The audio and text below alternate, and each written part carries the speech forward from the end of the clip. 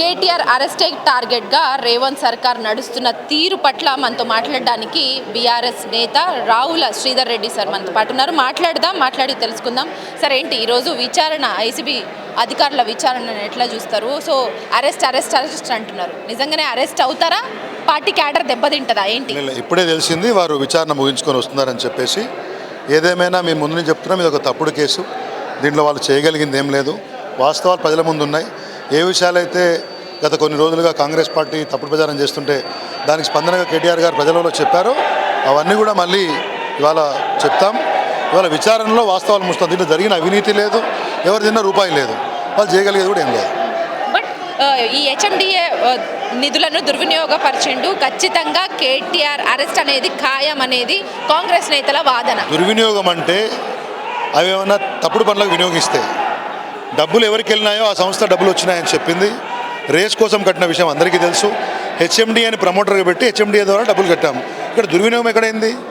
వాళ్ళు ఇంకొక కిస్తీ కట్టుంటే ప్రభుత్వం వైపు నుంచి రేస్ కంటిన్యూ అయ్యేది.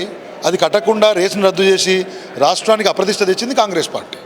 డబ్బులు మేము దుర్వినియోగం చేయలేదు, అధికారాన్ని దుర్వినియోగం చేయలేదు. అది ఒక విష ప్రచారం. హైదరాబాద్ బ్రాండ్ ఇమేజ్ని పెంచడానికి ఈ రేస్ ఫార్ములా అనేది నేను తీసుకొచ్చిన ప్రపంచ పటంలో హైదరాబాద్ పెట్టడానికి, రాష్ట్ర ప్రతిష్టను కాపాడడానికి అనేసి మాజీ మంత్రి కేటీఆర్ అంటారు. కానీ హైదరాబాద్ బ్రాండ్ ఇమేజ్ను కంప్లీట్గా లాస్ చేసిరని కాంగ్రెస్ నేతలు అంటున్నారు. తెలివి తక్కువ వాదన. పచ్చకామర్లోనికి లోకం పచ్చకామర్. వాళ్ళకి తెలవాలి కదా ఒక బ్రాండ్ ఇమేజ్ అంటే ఏంది, ఓ బ్రాండ్ ఇమేజ్ క్రియేషన్ అంటే ఏంది, ఓ బ్రాండ్ ఇమేజ్ ఎన్హాన్స్మెంట్ ఎట్లా చేస్తారు, ఎటువంటి అంశాలు, ఎటువంటి యాక్టివిటీసు నగరంలో జరిగితే, రాష్ట్రంలో జరిగితే ఆ రాష్ట్రానికి పేరు వస్తుంది. వీటి మీద బేసిక్ అవగాహన లేకుండా ఇక చిల్లర మాటలు మాట్లాడితే ఎట్లా చెప్పాలి? ఇప్పుడు మీకు నిద్ర పోతే మనం లేపచ్చు, నటించే వాళ్ళకి ఏం సమాధానం చెప్తామండి? కాబట్టి వాళ్ళకి ఇటువంటి అర్థం కాక చిల్లర మాటలు మాట్లాడుతున్నారు. ఆ రేసు ఎన్ని వేల మంది, ఎన్ని లక్షల మంది ప్రపంచవ్యాప్తంగా వీక్షించారు. ఎటువంటి పెద్ద పెద్ద కార్పొరేట్ సంస్థల అధిపతులు ఇక్కడికి వచ్చిండ్రు. ఎటువంటి పెద్ద మెక్లారెన్ లాంటి కంపెనీలు, మహీంద్రా లాంటి కంపెనీలు, మర్సిడీస్ లాంటి కంపెనీలు ఇక్కడికి వచ్చి రేస్లో పార్టిసిపేట్ చేసినాయి. కేంద్ర మంత్రి అనురాగ్ సింగ్ ఠాకూర్ లాంటి వాడు వచ్చి ఇక్కడ ముగింపు ఉత్సవంలో పాల్గొన్నాడు. కేంద్ర మంత్రి కిషన్ రెడ్డి పాల్గొన్నాడు.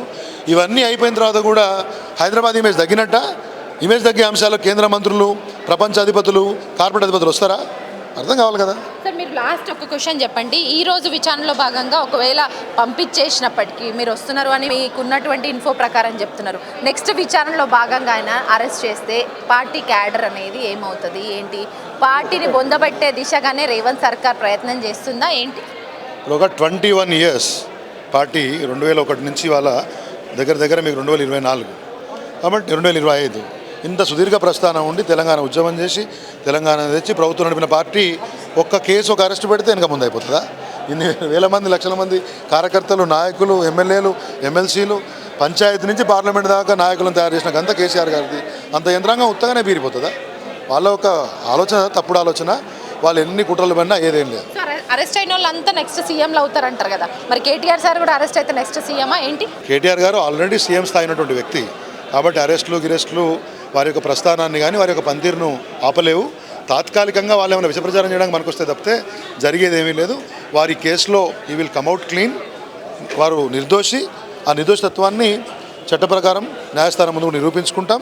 కాంగ్రెస్ ప్రభుత్వం చేసిన పన్నాగాలకు బలయ్యే ప్రసక్తి లేదు. తప్పు చేయనప్పుడు కోట్ల చుట్టూ ఎందుకు కేటీఆర్ సార్ తిరుగుతున్నారు అనేసి వాళ్ళ ప్రశ్నలు. అది మా హక్కు. కోర్టుల ముందుకు ఎవరైనా పోవచ్చు.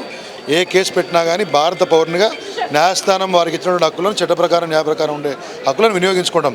కేసు ఎదుర్కోవడం అంటే గుడ్డిగా తలుపు ముందుకు పోవడం కాదు.